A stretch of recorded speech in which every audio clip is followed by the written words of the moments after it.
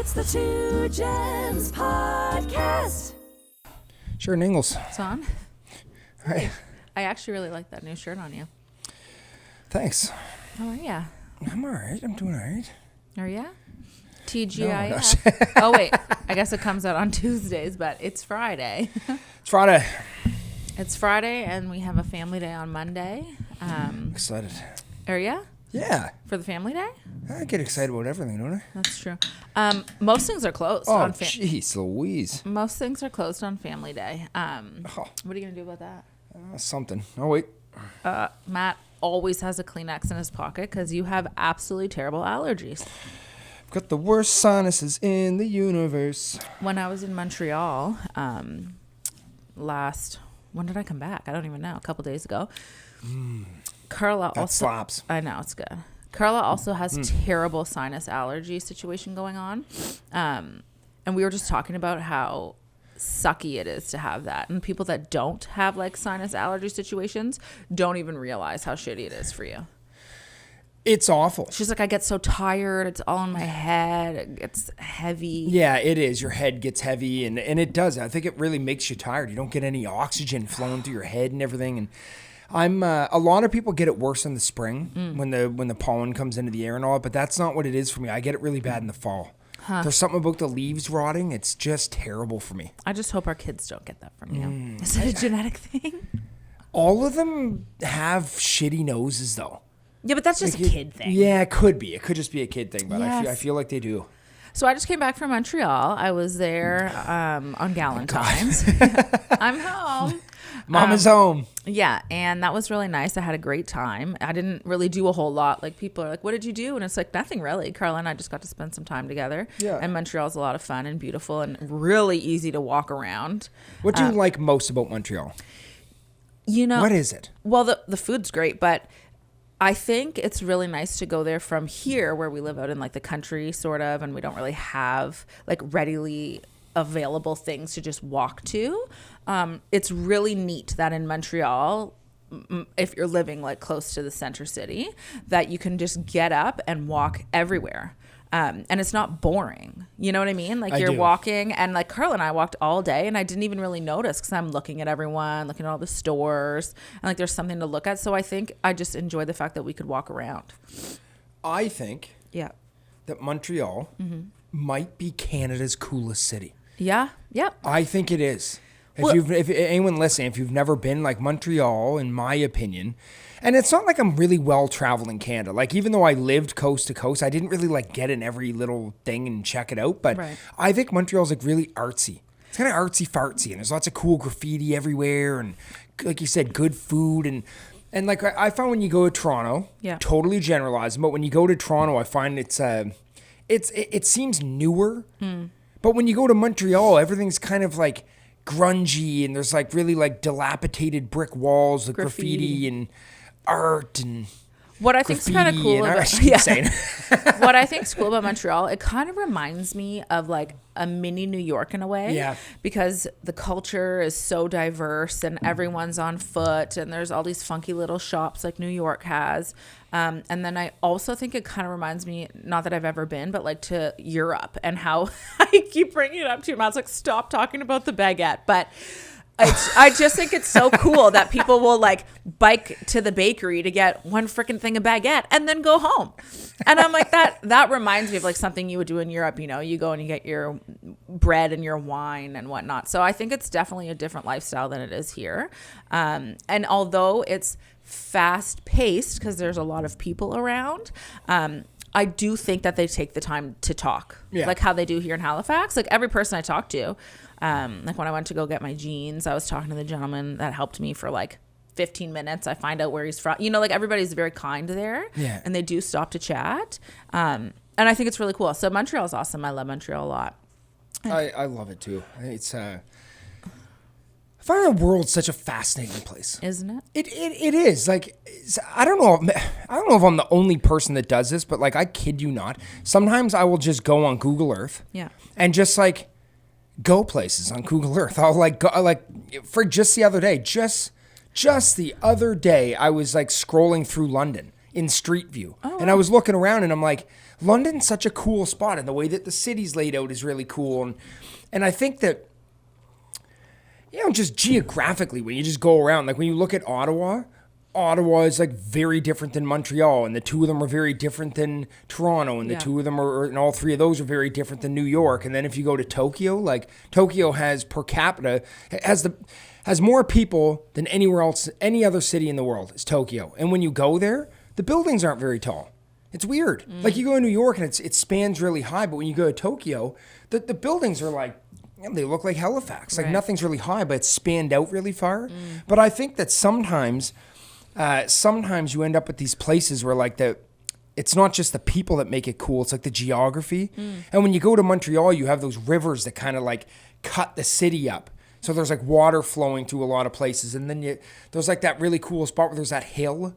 And I don't even know what the hill is, but there's like buildings that like go up on this hill, and there's like a church or something at the top of it, and like you can kind of see it from everywhere, and there's funky bridges and tunnels, and so like it's just a funky spot. Like all around, it's like diverse and an interesting layout. I feel like you'll wander there forever. Totally. Forever. And the cool thing about the world too is I think every spot, I mean, I obviously haven't been to every spot, but has something to offer. Like when I was in the Ubers talking to people, every person I spoke to had never really been to Nova Scotia. Maybe there was a couple that had, but they are all like, oh, and what's over there? And I'm like, the ocean. They're like, that's so nice. It's like everything kind of has their thing, which is fun. And it's fun to go and visit all the other spots. But I realized on my trip just how important friendship is. Okay, all right, babe. Well, no, but you were hanging out with an OG. You don't see Carla often, but when you do, it's like a sister. Yeah, I mean, Carla and I lived together in university. We actually we weren't friends when we first lived together in our apartment. We just needed a third person, my other friend and I at the time, and she was friends with Carla. And I knew Carla because we lived in the same residence, but I didn't like know her to be her friend. And we kind of hit it off right away that year. We're actually quite similar in the sense that like we like to hang out at home in our sweatpants. Yeah. Like we have a lot of the same attributes, I guess, and we get along so well. She best friend material. Yeah, me and my best friends. But I realize how important friendship is, and even loss of friendship, and how I think, as a society, we obsess over relationships and love relationships, like those types, romantic relationships, but we don't always focus so much on friendships and just how important they can be. Yeah. And I just think it's really cool to have good friends and people that surround you and love you, and that you have for different reasons other than your partner. And sometimes they can be even more special. Not to say that's the case with you and I, but like, or just as, like on the same sort of level. Yeah. And then, the idea of like breaking up with a friend or no longer being friends with that person, like you just don't talk about it the same way you talk about a breakup with your significant other. And I don't know. I just find it fascinating that I feel like as a society, we just don't focus so much on friendships. I think you have more to say. Can you elaborate on this a little? Where are you going with this? Well, what is so interesting about this scene? I don't know. I mean, like even like they say, well, now things are changing a little bit, but like family was everything, right? Your family is everything. And I'm not so sure that's necessarily true when I think that you can also have friends that feel like family, maybe sometimes even more. And we were just talking about that the other day, well, you and I. Your friends. Your family's just... Yeah, exactly. Exactly. Yeah. And I think, in the past, I think we kind of moved towards this a little bit and we're moving on from that. But I don't think that just because somebody is your family that you have to have this certain relationship with them, and that it's okay to set boundaries and do all these things. And that sometimes your friends will play that role instead, and that's okay. Yeah, so I just think friendship's really special. That's all. That was the whole point of this thing? Yeah. Yeah, Carla, you, I guess I do too, but you have a lot of really good friends. Not best friends. Yeah. You have an entire Rolodex of best friends. No, but you do. Like, we're so fortunate. I know. We really are. We are. Like, I stress this in my personal and my business life is that I think 95% of your, God, I hate to use the word success right now. It's all who you know. Right. Everything is who you know. Right. Everything. your network of people is the most important thing in the world. It really is. Your family, your friends. I said this to Ty the other day, and he said that his brother actually said the same number. 95% of your success in this world comes from the network of people that you surround yourself with. And I look at like, I use this metaphor all the time, or this reference where I'm like, and I actually bring Montreal up because it's about 9 hours away. It's like a reasonable distance to drive that would suck, but someone could do it. And I always say to people, I'm like, man, like I know that if I broke down in Montreal or if something happened to me in Montreal, you would drive there and help me. That's like my threshold for a good friend. I'm like, you'd do that 10-hour drive for me. Right. And I have probably 30 people I could call that drive to Montreal for me. Wow, you're that guy? Yeah. Yeah. Got a lot of best friends. Yeah. No, but we're really, really fortunate people. We really are. Yeah. We have such a great network around us. Like, oh my God, like everybody. I don't really have any friends that I don't love so freaking much. Like, right down to like people that I've met recently, like James and Megan and Uncle Dev and, Ty and Lariah, like my whole like four-wheeling group, like all of them, like Jimbo and friggin', everybody, all these people that I have around me. And then I go down your list of friends. It's like Carla is hey Carla, I know you're listening. Enigma? No, no, but she's such an easy person to be around. Yes. She expects nothing from anybody.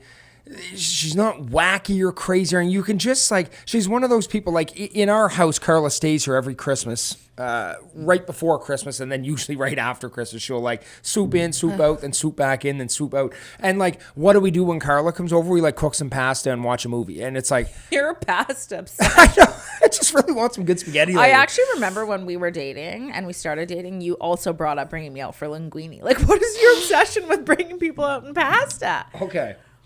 Carla can come over for steak and potatoes. Yeah. And it's all going to be good.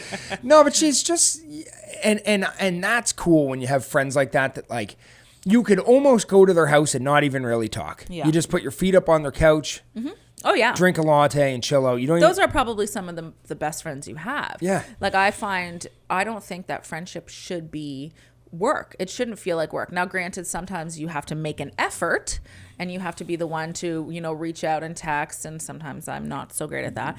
But I think that I'm really good at it. You have friends that, again, you just pop over and it is what it is. And there's no expectations. And, your house doesn't need to be pristine. And people just come over and you just enjoy each other's company. We have good people around, Sheridan. We do. I realized that last episode. Just one sec. Yeah. Do you realize that if we move on from this topic without bringing Daphne's name up, you're going to get a text message about it on Tuesday? Hi, Daphne. Daphne, we love you. Yeah. You're up near the top of the list. Antoine. Yeah. No, but what I was going to say was that last episode we crowdsourced and we had asked a couple questions. Yep. And we didn't get through them all. Okay. So I think a lot more poured in as after the day episode. Yeah, they did. Because I checked and I was like, whoa, shit. So I was like, we should finish those. Yeah. So a couple people. Should we talk about my whole thing for a sec? What thing? Oh, how I kind of sucked and I got all butthurt on the episode. Oh, well, this was a big learning moment for you, I think. Yeah, we could talk about it for sure. Well, I'm better now. Yeah, that's great now. So what essentially happened was that we crowdsourced and somebody messaged and said, actually it's right here, I feel like Matt was really shitty in his response to Period Trip News. It was hard to listen to. And Matt immediately got defensive. Well, I read it live on air. Yeah, but... So I didn't even have a minute to kind of just like breathe. I was like, I read it as it like ding and popped up while I was recording. But you got defensive. Of course I did. And a little bit upset. And I think... even speaking to Carla about this, because we were talking about it, is that's a coping mechanism. You put a guard up, you put a wall up, and instead of trying to understand somebody's perspective, you just kind of shut down, and you're like, well, it's whatever the case is, And I don't think you do it on purpose. And in fact, like that's just one example. I think you have a tendency of doing that. When you argue with your family members or you argue with whoever, you immediately get defensive and mad and put up like a wall, basically. And yeah, like I said, I think that that's actually a coping mechanism for you. I'm sure perhaps you've done it like your whole life. And something that you learned from this, because then a sweet girl messages us after she had listened to the episode, and she goes, oh my gosh, like for verbatim, oh my gosh, that was me. I didn't have enough room to write in the square because it's a very small square. And basically saying like, she didn't mean for it to come off so harshly. And for her, that was also a learning curve to be like, oh, maybe my words don't translate the same as how I'm trying to say it, you know, don't to you hate you. that? Well, that's kind of that's sort of the downfall with the internet. Yes. But then I said to her, I'm like, oh my gosh, no, this is was also a great learning moment for Matt, I think, and maybe just recognizing that and like understanding different people's perspectives, that generally I think people aren't coming from a bad place, especially if they support us and they listen and they love us. You have to assume, at least I usually do, and give people the benefit of the doubt, that exactly that. They're not coming from a place of, you know, meanness. Well, some people do. Some people do. The internet is filled with really toxic shit. Yeah, but even I've had messages sent to me before, as you know, and we've talked about this, of people, like especially during COVID when, you know, emotions were high and people had a lot of things to say, that they would say something in my direct messages that perhaps I didn't think was unkind that I had posted. Like, let's say I posted a story, and they had opposing views. And their message was not nice to me, like the way that they originally, you know, tapped that along and sent it to me. But I gave that person the time and the energy, and I didn't come back being rude. I said, like, let's talk about this. And at the end, we're best friends. Okay. Adds another best friend in there. No, but slide another card in the Rolodex. I know that's baby. not always the case. Wait. No, I know. I'm almost done. Yeah. I know that's not always the case, but I think if you have the mentality and go about life believing that people are genuinely quite kind, that you'll be surprised. Yeah. And then the other ones, it's kind of like, well, yeah, there are shitty people out there. But if you switch that mentality and assume most people have, you know, your best interest, their best interest, there's just a lack of communication. And once you work through that, like, all is well. Like this sweet girl, she's like, I barely slept. She felt so bad about it. And I said, oh my God, have a better sleep tonight. Like, please. I'm so sorry you felt that way. Here's the thing though. Yeah. And I fully agree with you 101%.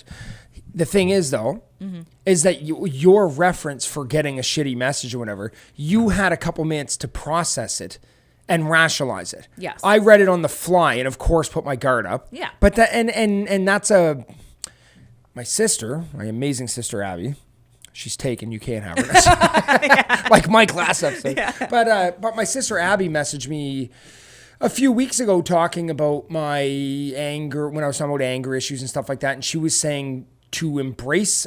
God, I'm gonna mess this up. She was kind of saying to sort of like embrace it a little bit, because those are like learned behaviors that like you used as you a coping mechanism kind of a thing, and they're not always bad things. It's okay to be angry sometimes and to kind of yell sometimes, not at people, but yell to yourself and that kind of thing and vent a little bit. It's okay. Those are things that you learned and how you cope with things in life. Not to say that you can't modify them, but just I have a tendency sometimes when, unless it's work related, I'm pretty good if people give me negative feedback in the work related stuff. I'm pretty good at like morphing that into good stuff. I have thick skin when it comes to creativity, but when people kind of like judge my character on the fly, I'm really bad for just like, well, fuck you. Yeah. Like I don't know. I don't like that about me.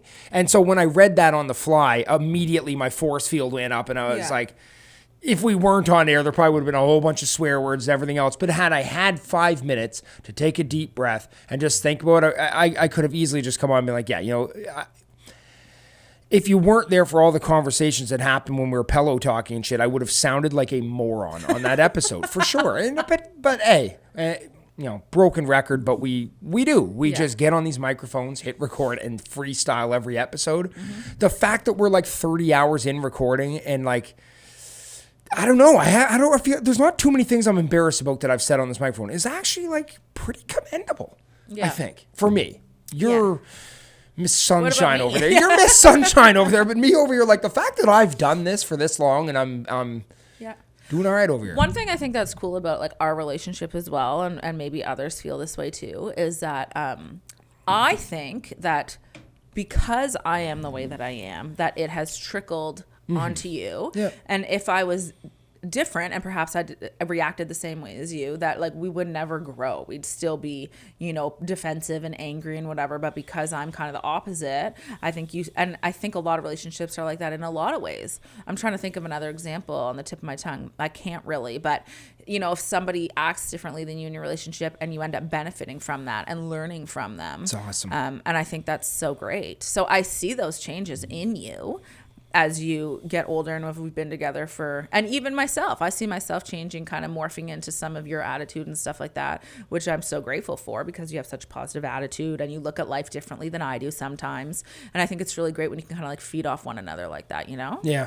Yeah. And like the voice of reason, like I'm your voice of reason in so many aspects, as vice versa for me, you with me when I'm feeling down or with my work or something, like you'll come in as a voice of reason and vice versa with me, Babe, I love you.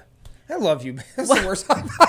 Well, relationships are work. Yes, and like you're you're working together and it's nice to have somebody that you can work with and that can help you. And a relationship should be that person should be benefiting you in so many ways, right? Yeah. Even back to the friendship thing, I think it's really important to surround yourself with people who inspire you to grow and evolve as a person. Like if all you do is surround yourself with like-minded, hey, we're duplicates of each other people, it's like, I don't know, it doesn't really inspire much growth out of somebody. I think it's really cool when you're in a relationship with someone that like we have a lot of overlaps in our personality, but we're very different too. And your best qualities, I do think, bleed over to me sometimes, and I think probably vice versa. Yeah. Yeah. Cool. Wow. Anyway. Wow. Anyway, I'm back. I'm feeling better. Shrug that one off. Yeah. And not shrug it off. No, but I think it just. What were you gonna say? You were gonna say something to this. What I was gonna say is. I don't know. I hope you got a good sleep the other night. Love ya. Yeah. I made the mistake. It's funny you brought the allergy thing up. I made the mistake of scratching my eyes a few minutes ago, and now I'm ruined. I may as well just stop recording. One time I did a campaign for a company called I Love, and it was about dry eye syndrome. I think that's what it's called, dry eye syndrome. And I had never heard of it before. And I remember when they reached out, I actually started looking into it because they basically just wanted to spread awareness for it. And I'm like, oh my gosh, I think Matt has dry eyes. Like I was reading about it, and I'm like, because I've never felt that way where I have sandpaper in my eyes and stuff. Oh, buddy. And I think you have dry eye. Oh my God, my eyes right now, it feels like I rubbed my eyes in poison ivy. It's brutal. Anyway, I'm going to get past this. Read some questions off. What are people talking about? Well, does the topic of your exes still come up after 3 kids and however many years later? Our exes? Never in a negative way. You know this. Like when we bring our exes up, it's usually like over some spaghetti and we're not. I think that we're really fortunate that we ended up together and that we are happy and that we have beautiful children and we're in love and this and that. So I don't think that we have any negative feelings or ill will towards our exes because look where we are now, right? Mm-hmm. It might be different if our situations weren't like this. Yeah. Maybe I would be like, well, fuck that guy. But I don't feel that way because I'm like, well, everything that happened kind of brought me to where I am now.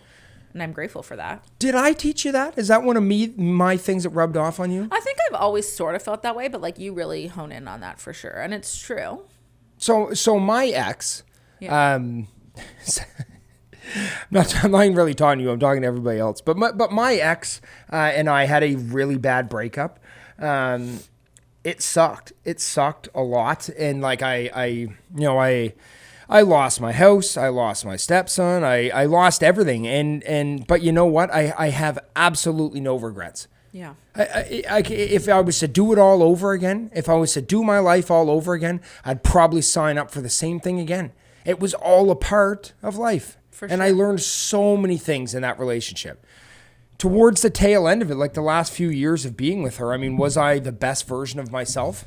Absolutely not. Right. I probably in a lot of ways sucked to be with. Right. But I had to do what I had to do to be successful in my career. I think I probably I allocated probably a a larger percentage of my time to my work than I did to her, which probably in some ways probably steered her to do some of the things that she did. And I think it's all a learning experience. I really think that it's so important to look at life like you have no regrets. All of it is a part of your story. Like even the bad chapters, they turn around and end up influencing great ones later. It's important to embrace all things in life, the good and the bad. I totally agree. Yeah.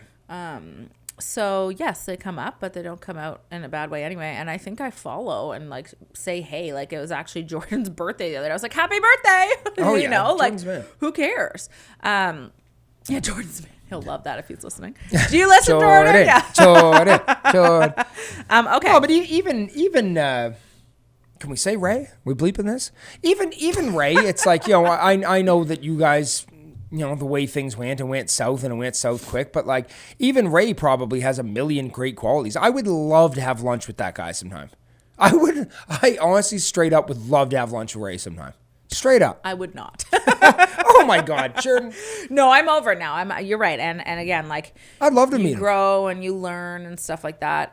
Sure, of course you have great qualities. Like we've said before, I mean, you're with me and you like me and I picked you. So I would like to assume that the person I was with before wasn't the worst person in the world, right?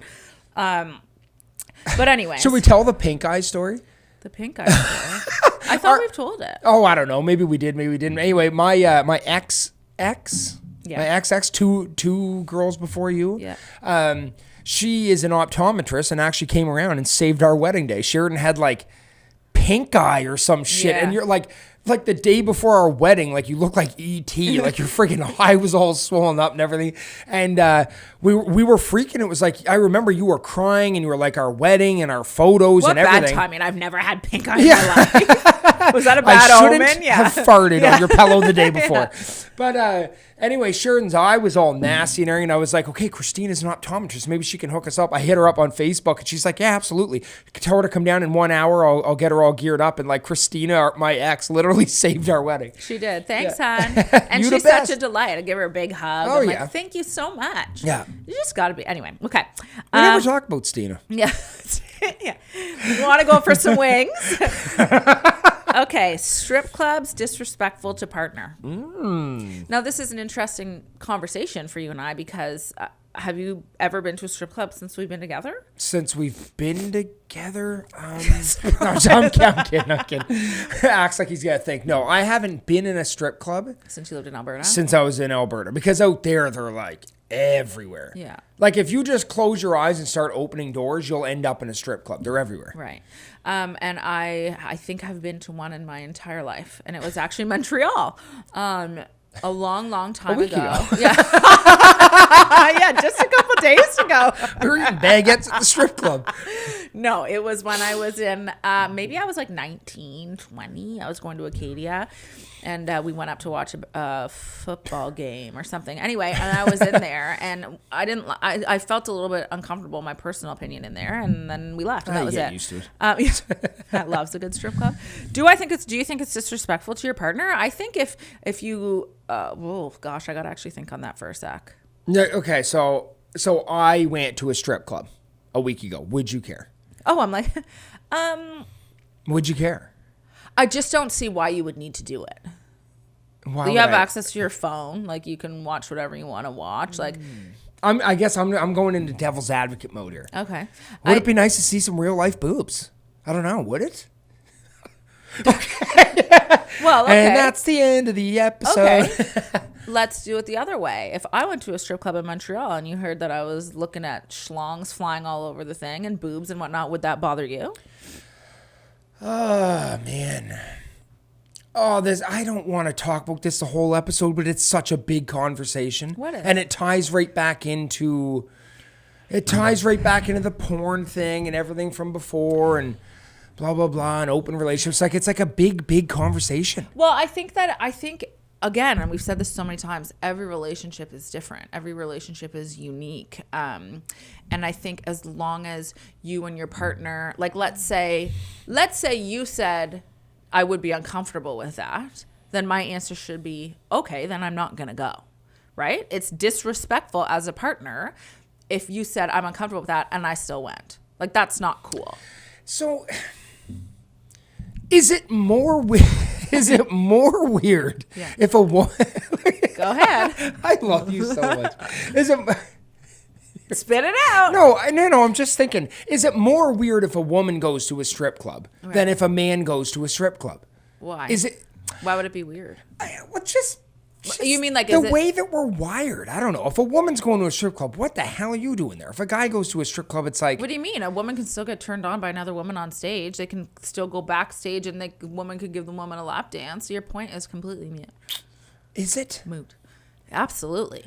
You just don't know, and you're in your own head because you're all like alpha, macho, penis, la la la. Like, so you can't understand a woman's perspective that would also be turned on at a strip club. But I think it's the same. I wish I knew you were going to say this question before we got on here, because I probably would have asked ChatGPT and like really get a well-rounded perspective. Has a full paragraph.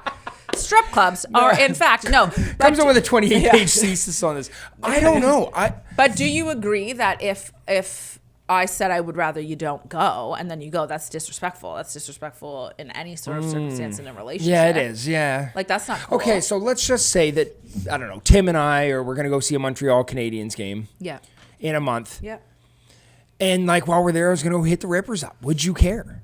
Would you actually care? You wouldn't care. No, I was going to say, I think I might. You would care? Like I go in and get a booger. Go pick some boogers. Go in and get a burger. Go in and get a burger. Real close and personal. I think maybe if I had a clear understanding of what you were doing, because I know there's different things. A clear understanding. No, but you can go to a strip club and you could be this could be a girl's butt in your face while you're sitting. Did you really just nestle your nose into the mic? No, but while you're eating the booger. It rolled off my tongue the same way. Eating the boner. No. Oh my god. While you're eating the burger. And the booger. How did we both do it? I don't know. But anyway, while you're eating this burger, maybe boob and booger, I don't know.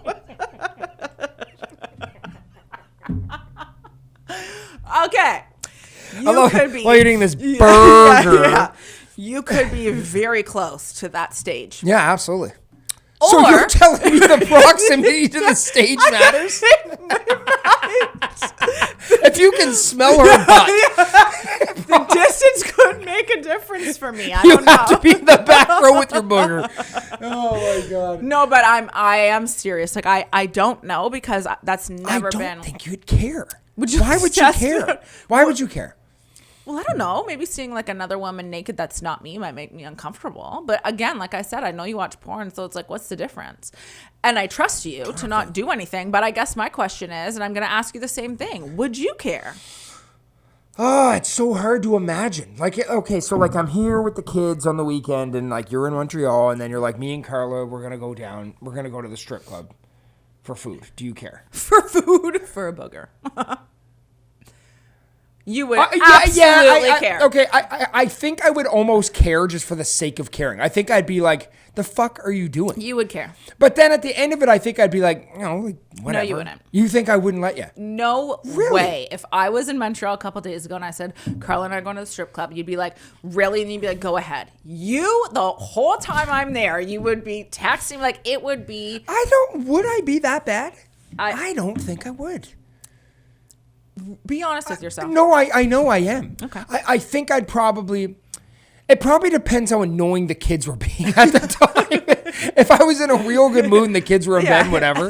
I'm currently watching porn, right? Yeah, exactly. It's like, it's not going to work for me yet. Meanwhile, has 10 tabs open. So the hypocrisy. So you really think you would care if me and a couple of the boys were going to go down to the strip club? You'd definitely care. Or would it come down to the kids' behavior?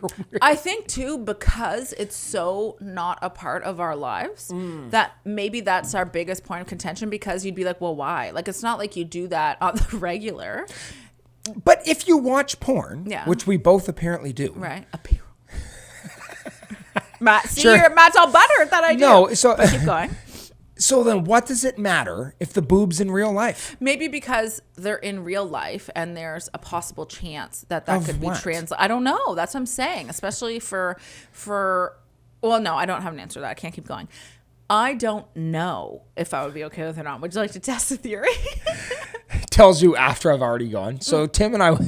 Yeah, surprise. I think you'd care. I think I know you well enough I think you'd be like, what for? What are you getting out of that? And Well, it doesn't really match you. does it match you? More so. Okay, we're moving on from this. So the question is, strip club's disrespectful to partner. I come full circle and I say, I think that if you guys have an understanding and you're both cool with it, I don't find it disrespectful. I think if you're asking me this question because perhaps your partner has gone and you don't want them to go, that is disrespectful to me. You should be able to, tell your partner what you want and what you don't want, and they should be able to accommodate that. Is it that important to go and see some boobs when you have a partner at home and you have all those things? Like, if it really bothers them, I don't think you need to go. But it's such a weird thing because, and I agree, I'm agreeing with you, but it's just such an interesting thing because if you don't care about me looking at it through a computer screen, then why do you care I see if you're I'm playing sitting devil's in the advocate for sure. I'm just playing because I know it's different. But why is it different? What are we worried about as people? Okay, so I know looks like we don't get any comments, but I swear people hit up our DMs. So if you want to talk about this, obviously, definitely curious as to what your opinion is. And we're gonna move on from that question. I don't know why people don't just comment on the damn YouTube channel. Show people that you listen. No, because the DMs on the Instagram are crazy. There's like 100 of them every episode. And it's like, if they just shuffled some of them over there, it would create dialogue with everyone and everyone could talk about I think stuff. a lot of people don't actually have a YouTube account. I'm almost positive of this. And also, I think a lot of the messages are more meant to be private and maybe they don't want to vocalize it for everyone to see. I'm just assuming. Okay. 0 comments. Fave spots to go downtown Halley. That's kind of fun. Is it not? Let's just name off a few to help this person. Like restaurants or something? Yeah, so my favorite spot downtown Halifax is definitely Amano. Yeah, I'd probably agree. I love Amano. I love Amano because the food's good. What kind of food do they have?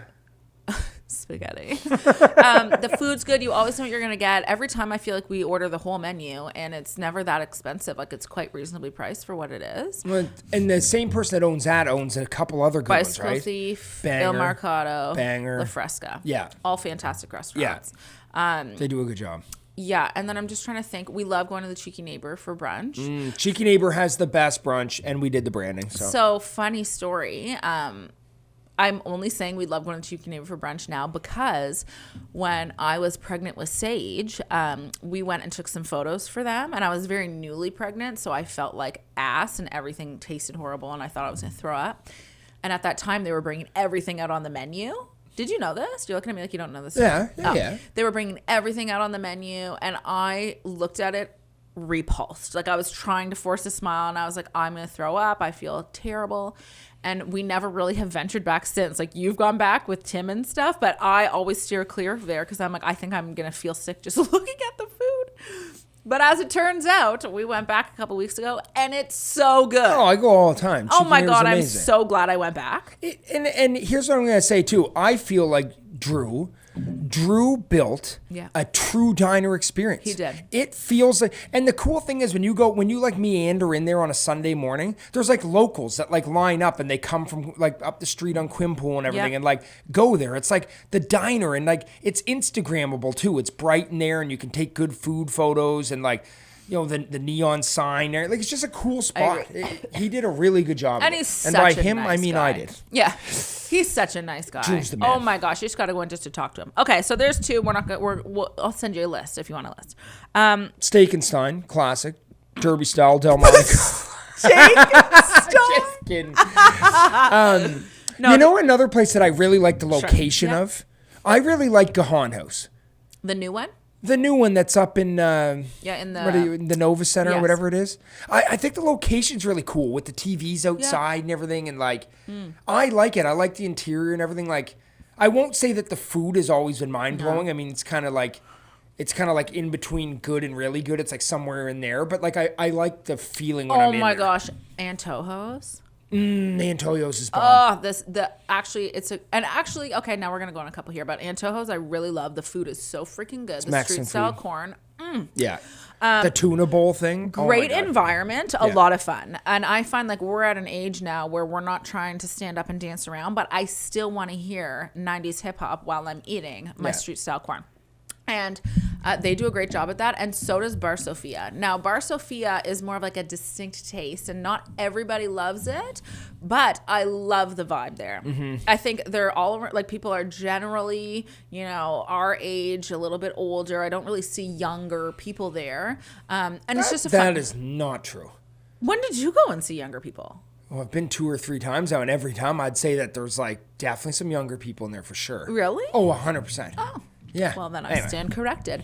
But I love the vibe there, too. I think it's a lot of fun. It's a good time. It is. I'm also dying to go to Salt and Ash because apparently it is just incredible. And it's also in that little square. Yeah. Food's amazing. Environment's really lovely. And after we finished, we were at Drift. I don't even feel like talking about that. But when we went over to Daria, which is another new restaurant, loved the vibes in there. Yeah, it seemed cool, eh? Seemed cool. Food's apparently really good. So that's what we'll say about that. All right. A list of icks for each other.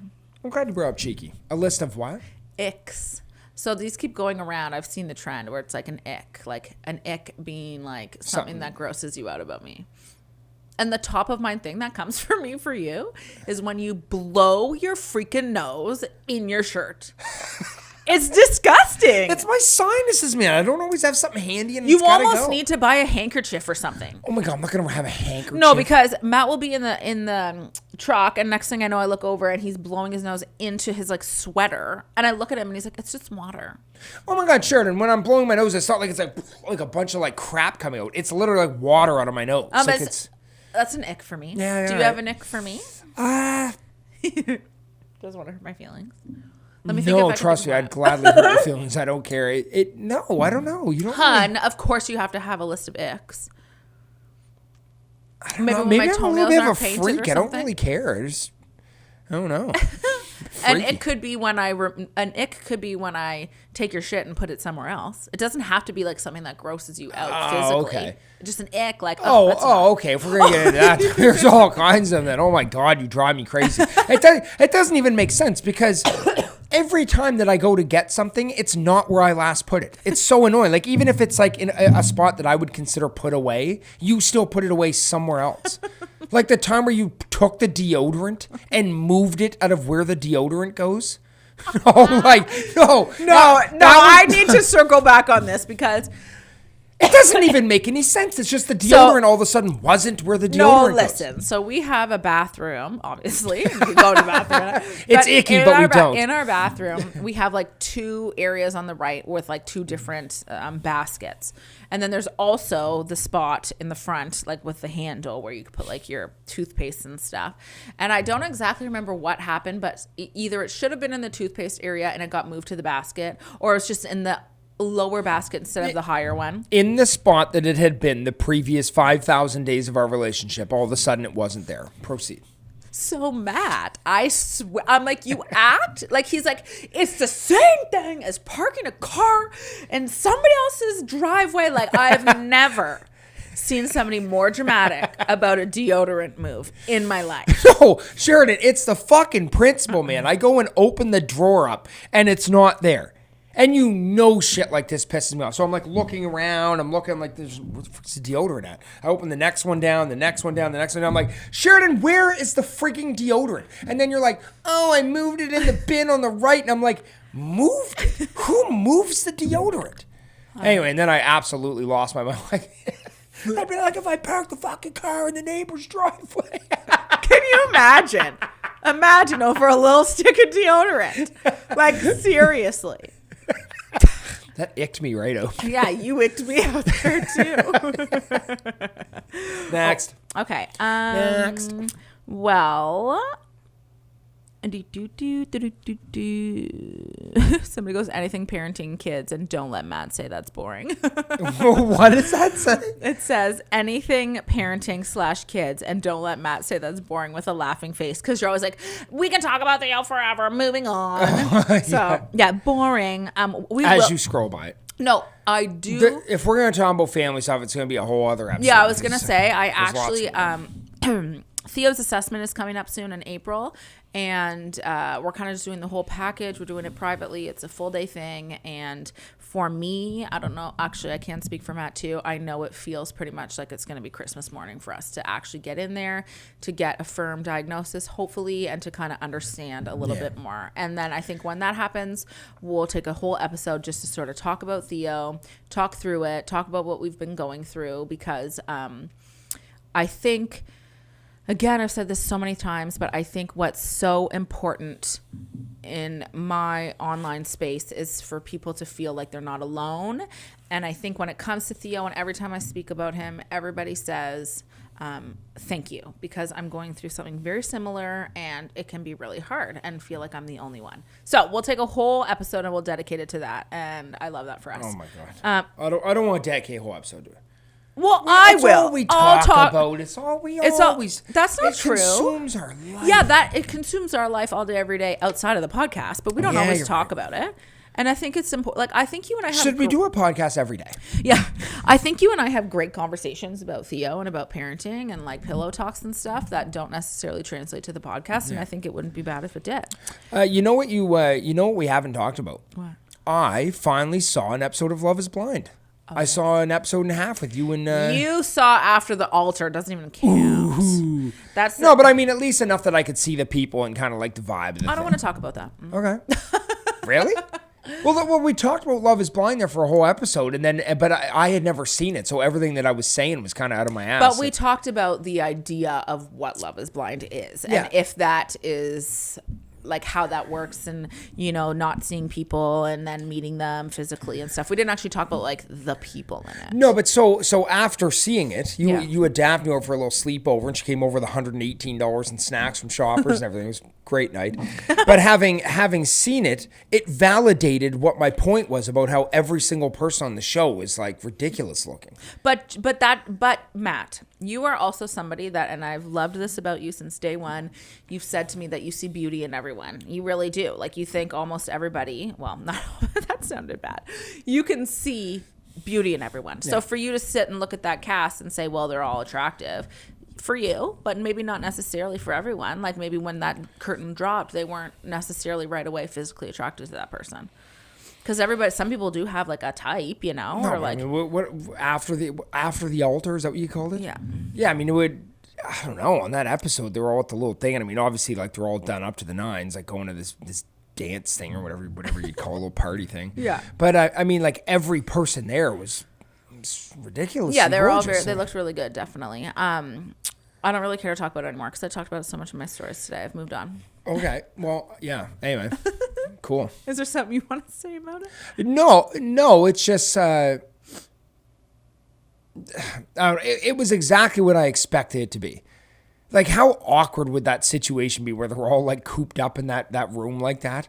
And like you could see that like some of the people are planted there to like start drama and stuff like that. It's just classic television. Reality TV is so interesting to me because like what of it is real and what of it is fake. And you're right. I mean, like Cole, for example, who's the one that kind of had the drums with Zeneb and whatnot, and they hadn't spoken. And is he the dude with kind of the gel kind of like curly hair a little bit? Yeah, he came at the end. Yes. So that they did that on purpose. They brought him in once the party had started. Like, they do that kind of stuff, right, to make it seem more dramatic. Like, of course.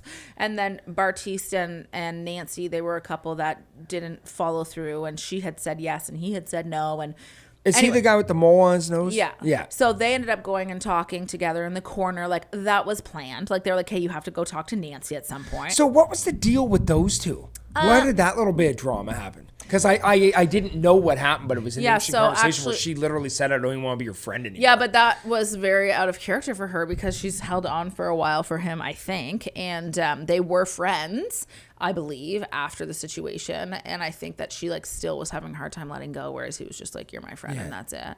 And anyway, so yeah, I do find reality TV like crazy because you can choose a narrative for certain people and kind of depict that and make them a certain way based off of what you like to show and what you don't, like what the producers show and what they don't. And I just find that crazy because it's like, so you put yourself out there and you decide you're going to go on Love is Blind. Little do you know that, you know, the producers are going to do this, and this and paint you out to be this way. And you have no idea what they're going to show. No idea. And that's wild. That's a risk that some people are willing to take, I guess. But some people don't have much to hide, though. Yeah. Like here's the thing that I find really interesting about reality TV is like, yeah, but you could even look at somebody. Like, so the cameras could catch you where, like, somebody says something and you kind of look away. And they catch that. So it's like, it looks like an eye roll and really you're just looking away. Do you know what I mean? Yeah. Like, you can make everything seem... Yeah, I know, but you know how I feel like I have a good read on people's energy. Okay. I don't know, maybe everyone does. But I don't know. Like, when I come in and I'm hanging out with people, I can tell almost without even talking to them. Yeah. I can tell what their vibe's going to be. Wow, what a quality. No, but I mean, you just get like a read on someone's energy. Like just the first look that they give you. Is there a smile? Is there eye contact? Like how's their posture? Like just things that you kind of like read off people. Mm-hmm. You know what I mean? I do. And like, so that guy with the mole on his nose there. Bartiste. Was he a good guy? So he seemed to me, in the little bit that I saw, he seemed like a pretty genuinely cool cat. So nobody likes Bartiste. Really? But I actually do not hate him. I think that he was honest from day one. So what happened was he actually had a crush on Raven. Which Raven one was is Raven? the Pilates one that I was just listening to. She ended up with SK. Anyway. Oh, okay. Is SK the one that was cheating and everything? That Yes. guy? Okay, I know who you're talking about. Yeah, originally, him and Raven had a connection in the pod. They had never seen each other. But then when the curtains came down and he ended up with Nancy, he didn't find himself as attracted to her as he was when he finally saw Raven. And he was like, oh, we got along. This is my type because she's Pilates and he's a bodybuilder, or like he goes to the gym, whatever.